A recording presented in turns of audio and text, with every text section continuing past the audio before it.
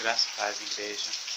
Nós vamos falar sobre dor e sofrimento, sobre as dores que todos nós passamos todos os dias da vida, em alguns momentos difíceis. Vou falar um pouco sobre o que trouxe as dores e os sofrimentos para nossas vidas. Lá em Gênesis 3,17 diz que Deus, de todas as frutas do campo, de todas as árvores boas para comer, proibiu o homem de fazer uma coisa: comer da fruta da árvore do conhecimento da verdade e da vida. E Adão e Eva provaram desse fruto, no capítulo 3, verso 6. E quando Adão, que foi o primeiro criado por Deus, e depois de Adão, Deus fez Eva da sua costela, como diz na palavra. Quando Adão comeu do fruto, quando os dois comeram do fruto, ou seja, o pecado caiu sobre a humanidade, nós recebemos o castigo, as dores, através do pecado do mundo, da humanidade. O pecado caiu sobre Adão e Eva, mas como o pecado entrou na terra por Adão e saiu da terra por Jesus Cristo, Jesus ele perdoa nossos pecados. Porém, todo dia nós pecamos contra o Senhor por não agradecer, por não estar disposto diante de Deus. Isso é da natureza humana através do pecado. O pecado entrou no mundo e Jesus Cristo perdoou os pecados. Através dos pecados nós temos as dores, seja o sofrimento do cotidiano, do labor do trabalho. E essas dores, elas são aliviadas. Jesus disse: vinde a mim todos que estáis cansados, sobrecarregados, e eu vos aliviarei. Ou seja, só Jesus tem o poder de aliviar esse tipo de dor. São dores espirituais. E todas as coisas que nós sentimos em nossa carne também afetará o nosso espírito, pois nosso consciente, ligado ao nosso coração, avisará que aquele sofrimento ele talvez seja maior do que pensamos que seria naquele momento, maior do que possamos suportar. E na verdade Jesus Cristo suportou todas essas dores. Vou falar sobre uma pessoa, um servo do Senhor que passou por este momento, o servo Jó. Na parte de Jó, capítulo 1, versículo 6, ele diz: no dia em que os filhos de Deus vieram apresentar-se perante ao Senhor, sucedeu vir também entre eles Satanás, e perguntou o Senhor a Satanás: de onde vens? E respondeu Satanás ao Senhor: de rodear a terra e de passear por ela. E disse o Senhor a Satanás: acaso notastes o meu servo Jó? Pois não há ninguém semelhante a ele, e a ele na terra, homem íntegro e reto, e que teme a Deus e se desvia do mal. E respondeu Satanás ao Senhor: acaso Jó te teme? Porventura não tens posto sobre ele ao redor de bênçãos, e sobre sua casa e tudo que ele tem, tens abençoado a obra de suas mãos, e os seus bens se multiplicam na terra? Mas estende a tua mão agora e toca-o, em tudo que ele tem, e ele te renunciará a tua face. Satanás diz para Deus: tu não tens o poder e a glória? Então fere a Jó.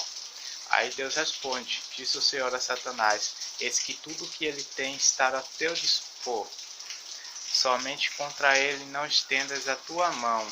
Saiu Satanás da presença do Senhor.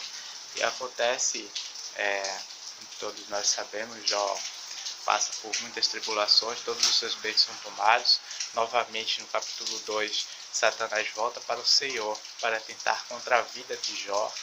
E Deus também diz a mesma coisa: vai e fazes o teu querer, só não tirará a vida. A vida é o mais importante. A vida que Deus nos deu para usufruirmos nessa terra, neste mundo, para louvar e exaltar o seu santo nome. Deus ele não criou a morte. Satanás fez uma proposta para Deus, disse para Deus: toca em Jó. E Deus disse não. Se quiser fazer alguma coisa, faça. Agora eu não farei. Porque Deus tem fé, tem confiança na humanidade. E o Senhor viu essa confiança toda em Abraão, nosso pai de fé. E ele viu que Abraão era humilde, que Abraão era temente a Deus, que Abraão se ajoelhava e clamava por aquele povo de Sodoma e Gomorra para que Deus não destruísse a cidade, que Abraão, ele louvava, ele engrandecia o nome do Senhor, ele pregava nas ruas e as pessoas não deram ouvido, só quando veio o dilúvio já era tarde demais. Era isso que Jesus Cristo, é isso que Jesus Cristo quer fazer em nossas vidas, quer nos alertar, nos dizer que Ele está disposto, Ele está batendo a porta, é aquele que abrir ceará com Ele, mas aquele que deixar fechada, trancar. Tem a parábola das bodas, teve várias concubinas, vários convidados para celebrar um casamento. E uma deixou seu candeeiro apagado e adormeceu no meio do caminho. Quando foi chegar, já era tarde demais. E o noivo, que conhecia aquela mulher, ele disse: eu não te conheço. Ou seja, não tinha mais solução, era o fim. As coisas tinham acabado, Cristo já tinha voltado, já tinha levado sua igreja. E você, onde você vai ficar? Essa é a palavra do Senhor para a tua vida. Lá em Lucas 4,40, Jesus, ele andando pelas ruas, ele cura demônios, ele cura enfermos, expulsa demônios, ele livra aquelas pessoas daquele mal, daquele sofrimento. Se formos lá em Isaías 53, Jesus Cristo sofreu. Se formos olhar o livro, os evangélicos, os 4 evangelhos, João, Marcos, Lucas e Mateus, vamos perceber que Jesus Cristo, ele passou por todo esse sofrimento, como diz em João 3,16, porque Deus amou o mundo de tal maneira que deu seu Filho unigênito, para que todo aquele que nele crê não pereça, mas tenha a vida eterna. Deus, ele enviou Jesus Cristo para salvar a tua vida. Creia na palavra do Senhor. O tempo está acabando. Jesus Cristo, ele vai voltar. Breve vem o meu Senhor. Breve vem o meu Senhor para levar a minha igreja, para levar a casa do Senhor. A igreja não é o templo. A igreja é você, sou eu. A igreja somos nós, pecadores. Somos falhos, somos imperfeitos. Mas Jesus Cristo é perfeito. Se você está passando por um momento de crise, se você está passando por um momento de ansiedade, se você está preocupado com as coisas deste mundo, não se preocupe mais. Olhe para os céus, faça como Paulo fez, dando meus olhos em Cristo Jesus, autor, consumador da minha fé. Faça como os levitas fizeram no Salmo 121, eleva meus olhos para o monte, de onde virá o meu socorro. O meu socorro vem do Senhor, que fez os céus e a terra. Agradeça a Deus, continue a caminhada junto a Cristo, e Ele vai te dar a vitória. O sofrimento, ele virá, ele não é necessário, ele virá. As tempestades são necessárias para que você possa aprender com Deus como superar elas. Mas o sofrimento não foi criado por Deus. O sofrimento, ele é trazido por demônios, por coisas deste mundo que não entendemos e não vamos compreender, como diz em Deuteronômio 29, que só Deus sabe dessas coisas. São coisas encobertas, são coisas que Deus não revelou para a humanidade. E que Deus abençoe a todos, que vocês possam acreditar nesse Deus que tudo pode, nesse Deus que enviou o seu Filho, que sacrificou, derramou o seu sangue para salvar a tua vida, para salvar a minha vida de uma condenação que estava posta no mundo tempos e tempos atrás, através do pecado. Através do pecado iríamos ser destruídos. Nós não merecemos a graça e a glória. Eu não mereço a glória e a graça do meu Senhor Jesus Cristo. Ele faz isso, Ele dá para mim a sua graça, a sua glória. Ele me sustenta por amor. Ele sustenta você por amor, porque Jesus Cristo é amor, porque Jesus Cristo ele tem misericórdia, ele é um Deus de misericórdia. Jeová é um Deus de misericórdia na tua vida.